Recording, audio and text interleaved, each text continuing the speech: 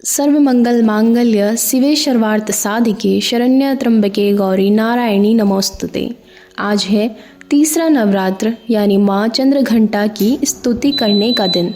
आज हम सुनेंगे दुर्गा सप्तशती से अध्याय 3 और 4, लेकिन उससे पहले हम पढ़ेंगे अक्षमा याचना, क्योंकि माँ भगवती की आराधना करने में हमसे यदि कोई भूल हो जाए तो उसके लिए हम माता रानी से पहले ही अक्षमा याचना मांग लेते हैं। अक्षमा याचना के बाद हम सुनेंगे अध्याय 3 और उसके बाद हम पढ़ेंगे अध्याय 4। तो आइए माता रानी के स्वरूप का अपने चित्त में ध्यान रखते हुए हम माता रानी की इस दुर्गा सप्तशती से अक्षमा याचना शुरू करते हैं। हे जगदम्बिके, मेरे द्वारा रात दिन सहस्त्रों अपराध होते रहते हैं, अतः आप मुझे अपना सेवक समझकर कृपापूर्वक मेरे उन अपराधों को क्षमा करो। ना तो मैं आह्वान करना ही जानती हूँ, ना ही विसर्जन करना, ना पूजा करना जानती हूँ। हे परमेश्वरी, मुझे क्षमा करो। हे सुरेश्वरी, मैंने जो मंत्रहीन, क्रियाहीन और भक्तिहीन पूजन किया है वह सब तो आपकी दया से ही पूर्ण हो सका है। सैकड़ों अपराध करके भी भक्त आपकी शरण में आकर केवल जगदम्बा कहकर ही उस मोक्ष को प्राप्त करते हैं जिसे ब्रह्मादि देवतागण भी पाने में असमर्थ हैं। हे जगदम्बा, मैं अपराधी हूँ, किंतु आपकी शरण में आई हूँ, अतः इस समय मैं दया का पात्र हूँ। तुम जैसा चाहो वैसा करो। अज्ञानवश या बुद्धि भ्रम होने के कारण भूल से जो कुछ भी मैंने कम या अधिक कर दिया हो, हे देवी, हे परमेश्वरी, सब अपराध क्षमा करो और प्रसन्न हो। हे जगत माता, हे कामेश्वरी, सच्चिदानंद स्वरूपिणी परमेश्वरी, आप प्रेम पूर्वक मेरी यह पूजा स्वीकार करो और मुझ पर प्रसन्न हो। आप सबकी रक्षा को करने वाली हो। आप मेरी इस पूजा को ग्रहण करके मेरे सभी अपराधों को अक्षमा करो। हे देवी, हे परमेश्वरी, आपकी कृपा से मुझे सिद्धि की प्राप्ति हो।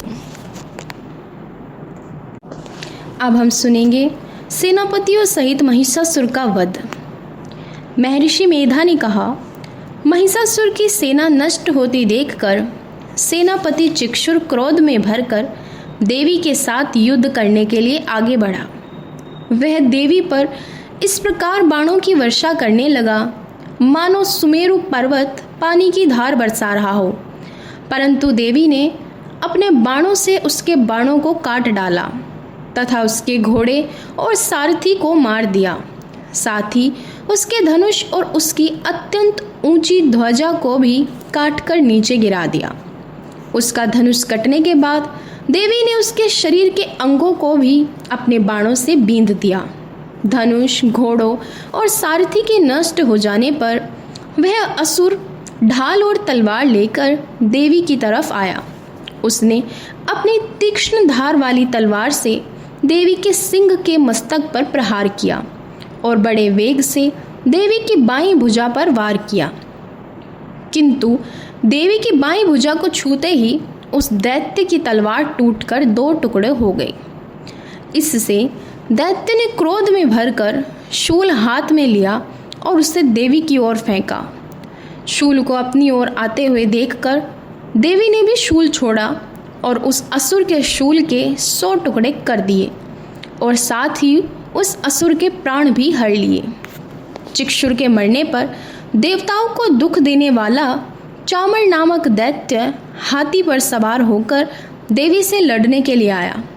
उसने आते ही शक्ति से प्रहार किया, किंतु देवी ने अपनी हुंकार से ही उसे तोड़कर पृथ्वी पर डाल दिया। शक्ति को टूटा हुआ देखकर दैत्य ने क्रोध से लाल होकर शूल को चलाया, किंतु देवी ने उसको भी काट दिया। इतने में देवी का सिंह उछलकर हाथी के मस्तक पर सवार हो गया और दैत्य के साथ बहुत ही तीव्र युद्ध करने लगा। फिर वह दोनों लड़ते हुए हाथी पर से पृथ्वी पर आ गिरे और दोनों ही बड़े क्रोध से लड़ने लगे। उसी समय सिंह बड़े जोर से आकाश की ओर उछला और जब वह पृथ्वी की ओर आया तो उसने अपने पंजे से चामर का सर अलग कर दिया। क्रोध में भरी हुई देवी ने शिला और वृक्ष आदि की चोटों से दैत्यराज उदर्ग को भी मार डाला। दैत्य सेनापति कराल को दांतों, मुक्कों और थप्पड़ों से चूर्ण कर डाला। क्रुद्ध हुई देवी ने गदा के प्रहार से उद्दत दैत्य को मार गिराया। भिंदीपाल से बाष्प कल को और बाणों से ताम्र तथा अंधक को मौत के घाट उतार दिया। 3 नेत्रों वाली परमेश्वरी ने त्रिशूल से उग्रास्य, उग्रीवर्य और महाहनु नामक राक्षसों को मार गिराया। उसने अपनी तलवार से विडाल नामक दैत्य का सर काट डाला तथा अपने बाणों से दुर्धर और दुर्मुख नामक राक्षसों को यमलोक पहुंचा दिया। महिषासुर ने जब देखा कि देवी ने मेरी सेना को नष्ट कर दिया है, तो वह भैंसे का रूप धारण करके देवी के गणों को दुख देने लगा। उन गणों को उसने मुख के प्रहार से, कितनों को खुरों से, कितनों को पूंछ से, कितनों को सींगों से, बहुतों को दौड़ने के वेग से, अनेकों को सिंहनाद से, कितनों को चक्कर देकर और कितनों को श्वास के झोंकों से पृथ्वी पर गिरा दिया। वह दैत्य इस प्रकार गणों की सेना को गिराकर देवी के सिंह को मारने के लिए दौड़ा। इस पर देवी को बड़ा गुस्सा आया।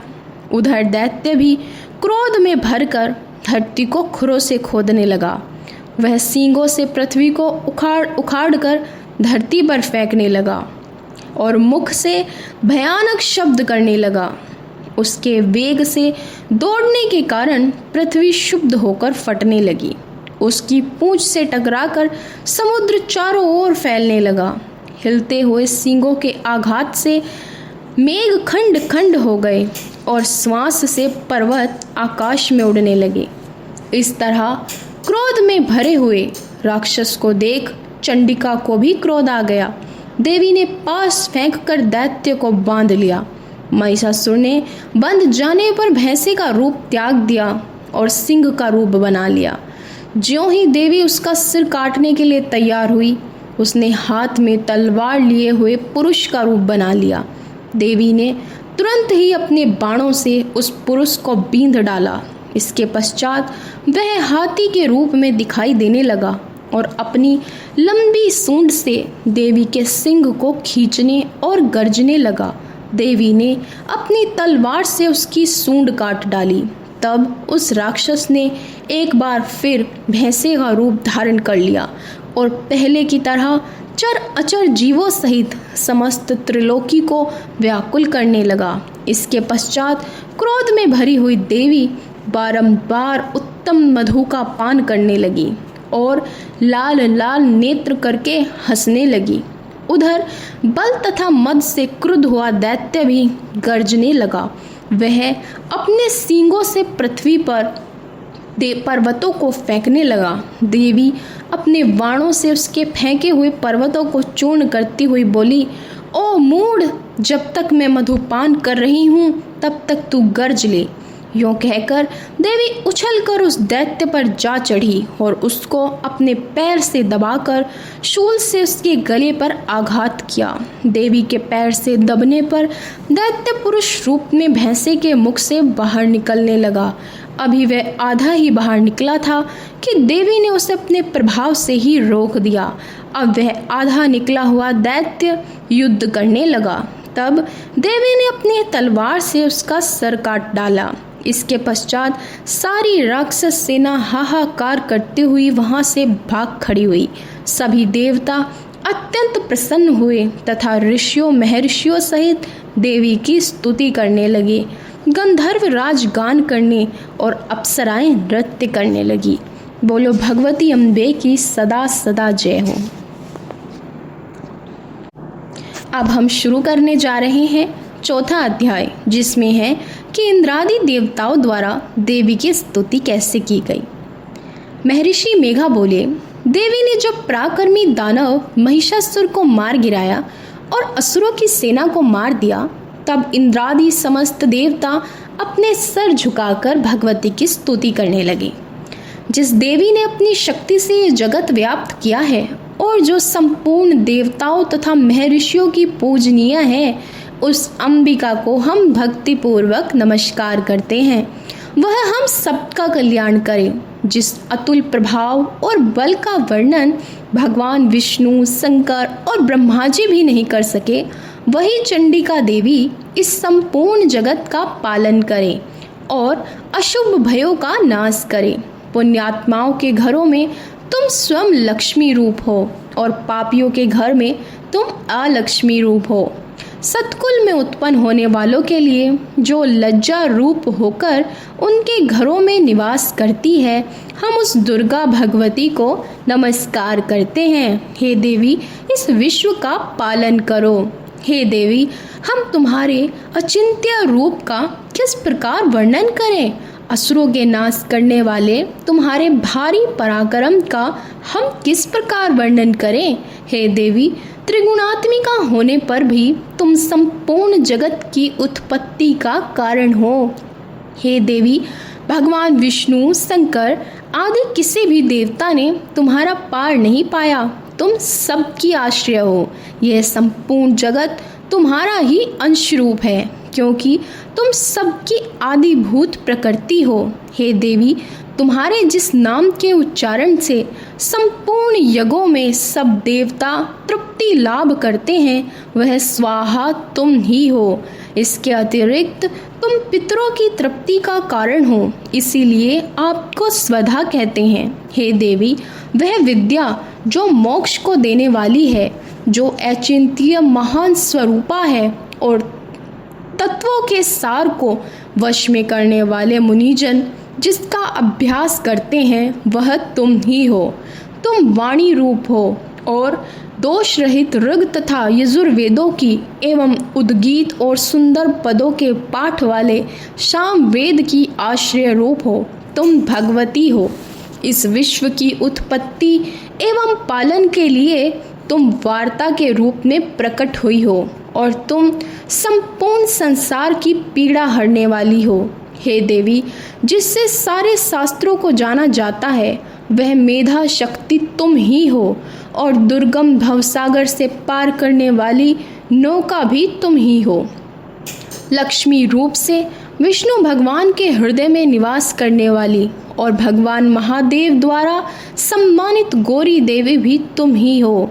मंद मुस्कान वाले निर्मल पूर्ण चंद्र बिंब के समान और उत्तम स्वर्ण की मनोहर कांति से कमनीय तुम्हारे मुख को देखकर भी महिषासुर क्रोध से भर गया। यह बड़े ही आश्चर्य की बात है।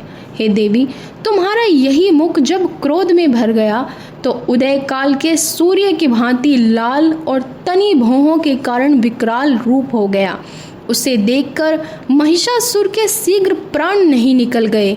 यह बड़े आश्चर्य की बात है। आपके कुपित मुख के दर्शन करके भला कौन जीवित रह सकता है? हे देवी, तुम हमारे कल्याण के लिए प्रसन्न हो। आपके प्रसन्न होने से इस जगत का अभ्युदय होता है और जब आप क्रुद्ध हो जाती हैं तो कितने ही कुलों का सर्वनाश हो जाता है। यह हमने अभी अभी जाना जब तुमने महिषासुर की बहुत बड़ी सेना को देखते देखते मार दिया। हे देवी, तुम जिस पर प्रसन्न हो जाती हो वही देश में सम्मानित होता है तथा उनके धन एवं यश की वृद्धि होती है। उनका धर्म कभी स्थिर नहीं होता और उनके यहाँ अधिक पुत्र पुत्रियाँ और नौकर होते हैं। हे देवी, तुम्हारी कृपा से ही धर्मात्मा पुरुष प्रतिदिन श्रद्धापूर्वक यज्ञ और धर्मानुकूल आचरण करता है और उसके प्रभाव से स्वर्गलोक में जाता है। तुम तीनों लोकों में मनवांछित फल देने वाली हो। हे माँ दुर्गा, तुम स्मरण करने पर संपूर्ण जीवों के भय नष्ट कर देती हो और स्थिर चित्त वालों के द्वारा चिंतन करने पर उन्हें और अधिक मंगल देती हो। हे दारिद्र दुख नाशिनी देवी, तुम्हारे सिवा हमारा दूसरा कौन है? हे देवी, तुम शत्रुओं को इसलिए मारती हो कि उनको मारने से दूसरों को सुख मिलता है। वह चाहे नरक में जाने के लिए चिरकाल तक पाप करते रहे हो, किंतु तुम्हारे साथ युद्ध करके सीधे स्वर्ग में जाएं।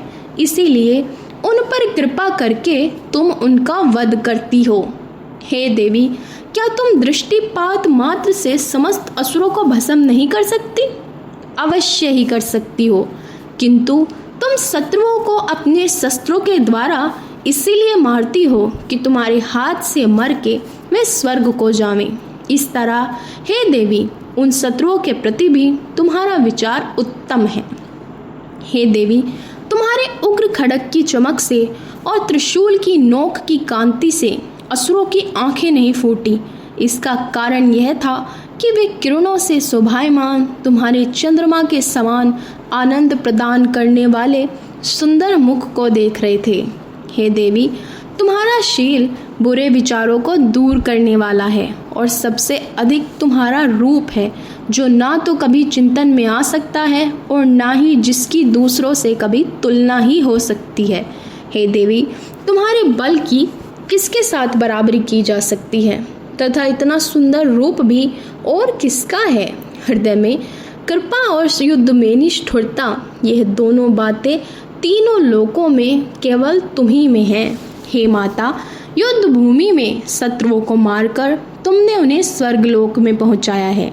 इस तरह तीनों लोकों की तुमने रक्षा की है तथा उन उन्मत्त असुरों से जो हमें भय था उसको भी तुमने दूर किया है। तुमको हमारा नमस्कार है। हे देवी, तुम शूल और खड्ग से हमारी रक्षा करो तथा घंटे की ध्वनि और धनुष की टंकार से भी हमारी रक्षा करो। हे चंडिके, आप अपने शूल को घुमाकर पूर्व, पश्चिम, उत्तर तथा दक्षिण दिशा में हमारी रक्षा करो। तीनों लोकों में जो तुम्हारे सौम्य रूप हैं तथा घोर रूप हैं, उनसे हमारी रक्षा करो तथा इस पृथ्वी की रक्षा करो। हे अंबिके, आपके कर कमलों में जो खड्ग, शूल और गदा आदि शस्त्र शोभा पा रहे हैं, उनसे हमारी रक्षा करो। महर्षि बोले। इस प्रकार सब देवताओं ने जगत माता भगवती की स्तुति की और नंदनवन के पुष्पों तथा गंध अनुलेपनों द्वारा पूजन किया। तब देवी ने हर्षित होकर देवताओं से कहा, हे देवो, तुम सब मुझ में मनवांछित वर मांगो। देवता बोले, भगवती, तुमने हमारा सब कार्य कर दिया। अब हमारे लिए कुछ भी मांगना बाकी नहीं रहा, क्योंकि तुमने हमारे शत्रु महिषासुर को मार डाला। हे महेश्वरी, तुम इस पर भी यदि हमें कोई वर देना चाहती हो तो बस इतना वर दो कि जब हम आपका स्मरण करें तब आप हमारी विपत्तियों का हरण करने के लिए हमें दर्शन दिया करो। हे अंबिके, जो कोई भी तुम्हारी स्तुति करे तुम उनको धन, समृद्धि और वैभव देने के साथ ही उनके यश और मान सम्मान को बढ़ाओ। आप सदा हम पर प्रसन्न रहो। महर्षि बोले, हे राजन, जिस प्रकार तीनों लोकों का हित चाहने वाली वह भगवती देवताओं के शरीर से उत्पन्न हुई थी, वह सारा वृतांत मैंने तुमसे कह दिया। अब इसके पश्चात दुष्ट असुरों तथा शुंभ निशुंभ का वध करने और सब लोकों की रक्षा करने के लिए जिस प्रकार गौरी देवी के शरीर से उत्पन्न हुई थी, वह सारा वृतांत मेरे से सुनो। जय माता दी। तो इसी के साथ देवी का चौथा अध्याय संपूर्ण हुआ। बोलो भगवती महामाया की जय हो।